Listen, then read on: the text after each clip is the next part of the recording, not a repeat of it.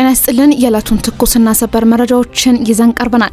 የኢትዮጵያና አዘርባይጃን አዲስ የትብብር ስምምነት በፋይናንስ ቀውስ እየታመሰ ያለው የታሪካዊው ቅዱስ ጊዮርጊስ እግር ኳስ ክለብ ወቅታዊ ሁኔታ እንዲሁም ዓለምን ስጋት ላይ የጣለው የሰሜን ኮሪያ ዛቻና በፓኪስታንና አፍጋኒስታን ድንበር የተቀሰቀሰው ግልጽ ጦርነት ዝርዝር መረጃዎች አሉን። እስከ መጨረሻው አብራችሁን ቆዩ። ኢትዮጵያን ሰርቪስ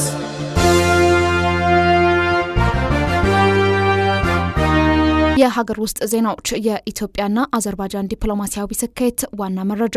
ጠቅላይ ሚኒስትር አብይ አህመድ በአዘርባይጃን ባኩ ባደረጉት ጉብኝት ከፕሬዝዳንት ኢልሃም አሊየቭ ጋር በቁልፍ ዘርፎች ተስማምተዋል። ስምምነቶቹ በመከላከያ፣ በግብርና፣ በሚዲያ ልማትና በኢንቨስትመንት ዙሪያ የመግባቢያ ሰነዶችም ተፈርመዋል።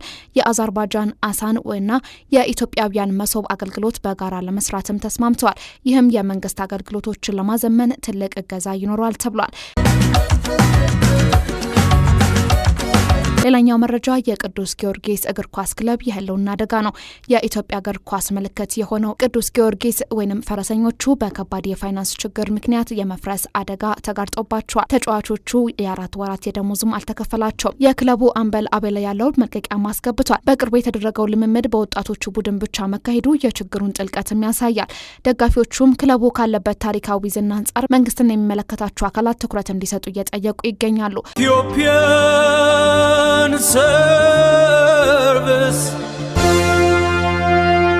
ወደ ውጭ መረጃ ስናልፍ የሰሜን ኮሪያው ኪም ጆንግ ኡን ዛቻን ቀዳሚ እናደርጋለን። ኪም ጆንግ ኡን ደቡብ ኮሪያን ደብዛዋን እናጠፋታለን ሲሉ ዝተዋል። ከደቡብ ኮሪያ ጋር የነበረው የዲፕሎማሲ ግንኙነት ሙሉ በሙሉ ማቋረጣቸውን ገልጸው ትኩረታቸውን ወደ አህጉር አቀፍ ባሊስቲክ ሚሳይሎችና የኒውክሌር ዝግጅት አዙረዋል። ሌላኛው የውጭ መረጃ የፓኪስታንና አፍጋኒስታን ግልጽ ጦርነት ነው። በዱራንድ መስመር አካባቢ ለወራት የቆየው ውጥረት ወደ ቀጥታ ጦርነት ተሸጋግሯል። ታሊባን 55 የፓኪስታን ወታደሮችን መግደሉን ሲገልጽ፣ ፓኪስታን በበኩሏ 133 የታሊባን ታጋዮች መግደሏን የአየር ድብደባ ማካሄዷን አስታውቃለች። ዓለም አቀፍ ማህበረሰብም ግጭቱ ቀጠናዊ ቀውስ እንዳይፈጠር ስጋቱን እየገለጸ ነው። ኢትዮጵያን ሰርቪስ የግብጽና ሱዳን ጥምረትም በህዳሴ ግድብ ላይ ያለውን የተመለከተ መረጃ ልንገራችሁ።